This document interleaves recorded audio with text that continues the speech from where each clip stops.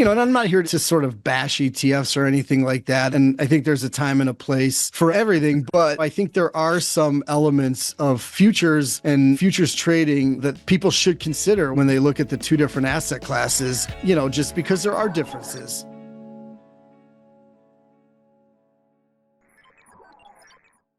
Let's talk futures. We are live with Craig Bewick from the CME Group. Craig, how are you? Hey, good morning, Jim. It's good to be back on your show. One of the things that really just gets me motivated is this conversation of why is futures trading and futures investing better than ETFs? We have ETF commercials all over the place, ETF this, ETF that, and maybe I'm biased, but the futures markets are I shouldn't say infinitely, way better to consider as opposed to an ETF. Yeah, and of course I work for CME Group, so I'm going to be a little biased as well, but, and I'm not here to sort of bash ETFs or anything like that. I think there's a time and a place for everything, but I think there are some elements of futures and futures trading that people should consider when they look at the two different asset classes, just because there are differences. I'm not going to sit here and say, don't ever trade an ETF or don't ever invest in an ETF. But I think we're here today to talk about some of the characteristics of futures that people should take a look at when they're looking at the different asset classes for their portfolios. Yeah. And from a 30,000 foot view, the first thing is, hey, the futures markets aren't scary, right? A lot of people are like, oh, you're trading futures. That's dangerous. That's risky. We're scared. They're not. The price is here and the price is going to go up. It's going to go down. It's going to go sideways, right? It's a market. It's a tradable market. And then when you start digging deeper and you kind of look at the flexibility that you have and the benefits, and all of a sudden it's like, I get it right now, right? So on my side, we have this whole education effort that we are really focusing on right now. There is so many benefits here. And I know you're going to tell us about a handful of them. Lately, I've been on the road at some industry events and stuff, and it's almost inevitable when I'm at one of these shows or something like that, that someone will come up and say, CME Group, what do you do? And we're a futures exchange. And I'll hear, futures are scary. I don't want an oil tanker showing up in my front yard, right? And there's this kind of perception for people that really haven't looked at it enough that think, oh my God, there's delivery and there's expiration and all this stuff. And to be fair, that's all true, right? And if you are trading, for example, the WTI crude oil contract, you want to know when it expires. But to be fair, an oil tanker is not going to show up in your front yard, but you don't want to be holding one of those open as we come to expiration in the future, for example, right? So I think it's just what you just said, taking a little bit of time to understand these nuances. It's a bit offer market, right? So if I look at an ETF like a Spider, or if I look at a future like an ES, they're both bid offer markets, right? So from kind of an execution mechanism, they're very similar. There's limit orders and market orders and all that stuff, but you have to know what that future price represents in terms of dollar amounts, right? Like what we call a tick, because it's different than an ETF, right? If you buy one share of Spider, you buy, I don't know what it's trading at now, that many hundreds of dollars worth of a Spider. You buy one futures contract and it's going to depend on that multiple. So certainly I'll concede that these are things that you just have to learn. But once you learn them, I think then you get into what we're going to talk about today and kind of some of the benefits that come along with futures. It's funny, Craig, because we've both been in this for so long, especially me. We just take a lot of stuff for granted, which we shouldn't. We do, right? And I might have even mentioned this on your show, but like earlier this past summer, my son actually interned here at CME. And one of the first things they did a trading challenge with the interns. So in our sim environment, all the interns got a sim account and they had a contest for a week. And we were in the family room the Sunday night that it started. And he was kind of looking at the different markets. And I kind of flippantly was just like, oh, sell some crude. And he goes, well, how can I sell something I don't own?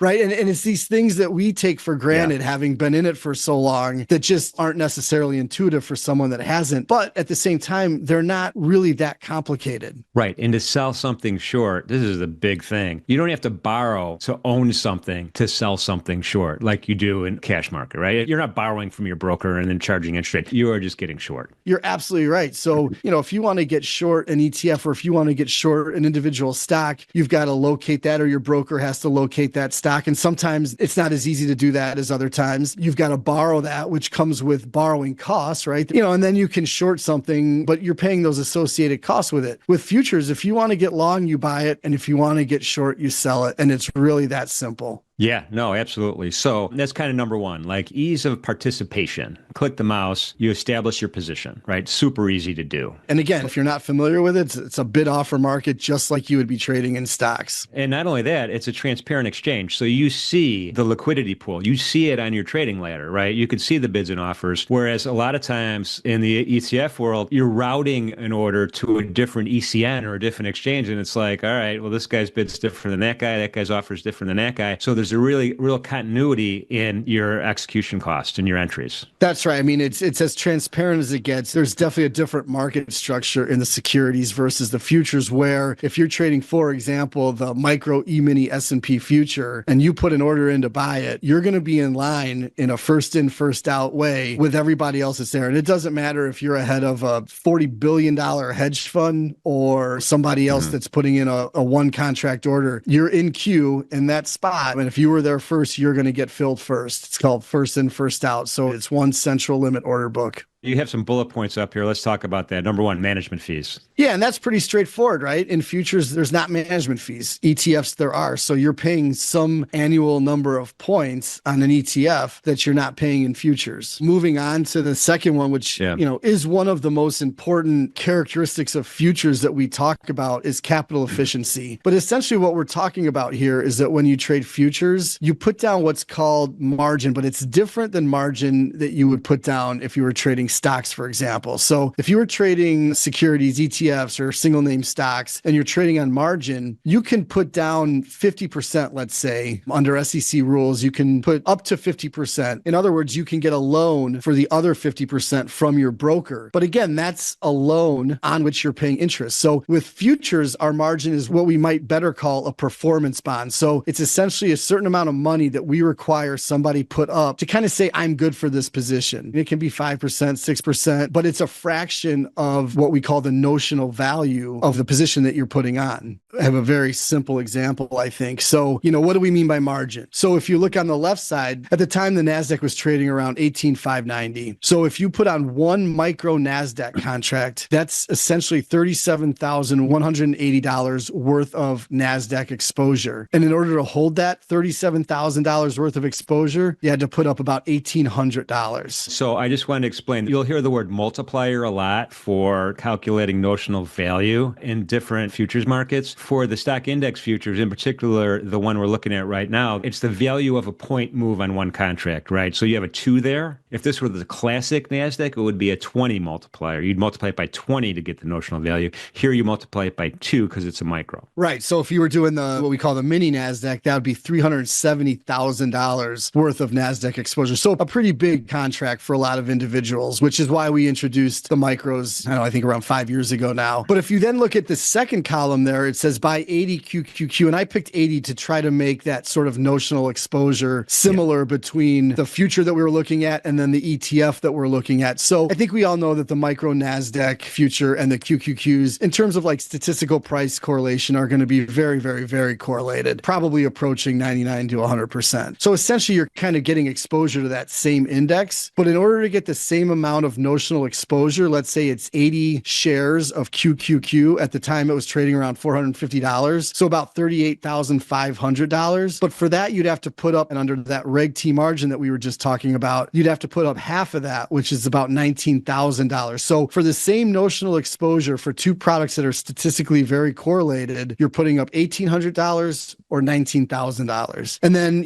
just for comparison's sake, I've got a typo on the third column. It should say buy 350 NVIDIA at 106.47 was what it was trading at the time, not 452. That was a copy and paste error. But at 106.47, if you did 350 shares of NVIDIA, which probably is going to be positively correlated with the NASDAQ, my guess would be with like a different beta. But essentially, we're looking at tech exposure here. And I just did this for sake of comparison. Again, to hold $37,000 worth of NVIDIA, $18,000, right? So just wanted to show what we mean by capital efficiency. And I think this slide does a good job of underscoring that. This is so so easy to understand. It's crazy. Capital efficiencies were good with 24-hour trading. I mean, I think we all know now. They remember they used to say when the U.S. sneezed, the world caught a cold in terms of like economic performance. I think what's true now is that when anyone sneezes, everyone catches a cold, right? Like what happens here affects what happens in Asia, affects what happens in Europe. And just because the New York Stock Exchange closes at 3 o'clock in Chicago, it doesn't mean the market stopped moving. And it doesn't mean that something that happens overnight isn't going to impact your position and, more importantly, your P&L. So this idea that futures are available from 5 p.m. on Sunday evening in Chicago through 4 p.m. in Chicago on Friday afternoon, with the exception of 1 hour every day, I think is really important. And actually, the last slide that I sent you kind of speaks to how important this can be. So, but at the time I did this slide, I essentially took the biggest nights that we'd seen in either the E-mini or the E-mini plus the micro E-mini. The biggest volume night that we'd ever seen was on November 9th, 2016, where we did 2.3 million contracts of E-mini volume. I think we all remember what happened on November 9th in 2016. I think it was Carl Icahn came out and said that he left an election party that night to put on a bunch of E-mini S&P futures, and he quoted some dollar amount that he made, like $10 million or something like that. It was kind of an unprompted commercial for CME, but he did that because that market was open as the votes started to come in for Donald Trump that night, when all the polls showed that Hillary Clinton was going to win that election. And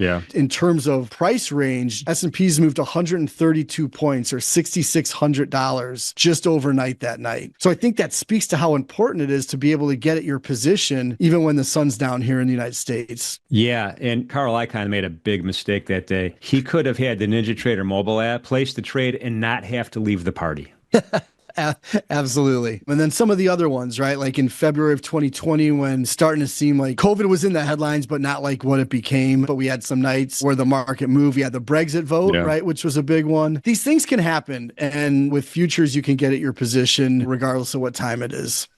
And you mentioned liquidity. Let's talk a little bit about that being an important element. What we mean here, and I don't have the exact numbers in front of me, and it kind of goes back to what we were talking about in terms of notional value. So if you look at like the E-mini S&P future, and it's trading at whatever it's trading at, 5,000 or something like that, in terms of like notional value traded, if we trade 2 million of those in a day, it's not 2 million times 5,000, right? It's 2 million in terms of how much S&P exposure actually got traded. So it's 5,700 times 50 on the E-mini times the number of contracts traded. When you consider how big of a number that becomes, the dollar value in what we call notional value traded really becomes astronomical, and in a lot of ways will dwarf the related ETF in the cash market, even if you might see a bigger volume number on something like a spider, but that's volume on one share, right? And so when you really kind of look at the exposure that's being transacted in the futures market, it really becomes astronomical. And I was just showing the trading ladder. I mean, this is where the rubber meets the road right here. You see the bids, you see the offers, you see the spread between the bid offers is typically one tick, which makes it tight market, which means your transaction costs are a little bit less than a wider market. You don't have this with these other financial instruments. And you're absolutely right, because if you're trading an illiquid market where the bids and offers are far apart from one another, those execution costs can really add up. So you want to make sure that you're trading in liquid markets, and what we just talked about kind of describes that the futures markets are in fact that. So then the final one we've got on here, what's more correlated to the price of crude than crude? When you're trading crude oil futures, you're literally trading crude oil, because when that contract expires, it's going to expire to the cash price. So you don't have any of these, what we might call tracking errors that you might have with certain ETFs, where because of the way they're constructed and different mechanics within the way they're constructed, you can have these situations where there's a little bit of a tracking error to what you thought was your underlying. Futures is very pure, right? If you're trading WTI futures, you're trading WTI. If you're trading gold futures, you're trading the price of gold. And if you're trading the stock index futures that we've been talking about a lot, those are going to converge to the spot stock index price when they expire. So it's a very pure way to get exposure to a lot of these markets. Remember, Equity World, they sell order flow, and they have to make up for that order flow by changing the bid-ask spread, and you're paying for it. We'll have that conversation later. But in any event, Craig, that was awesome, man. I appreciate you being with me today. Yeah, it's always my pleasure, Jim. This presentation is for educational purposes only. All of the symbols, trading ideas, and live trading are for demonstrational purposes and are not recommendations or trading advice. Past performance may not be indicative of future results. All of the information and opinions expressed by third-party guests are their own and are not necessarily those of NinjaTrader, LLC. Trading futures involves substantial risk and may not be suitable for everyone, and trading futures can result in losses greater than the initial required margin. Traders should only trade futures with risk capital. Risk capital is money that you can afford to lose without jeopardizing your financial security or current lifestyle. You can find additional disclosure information on the NinjaTrader website.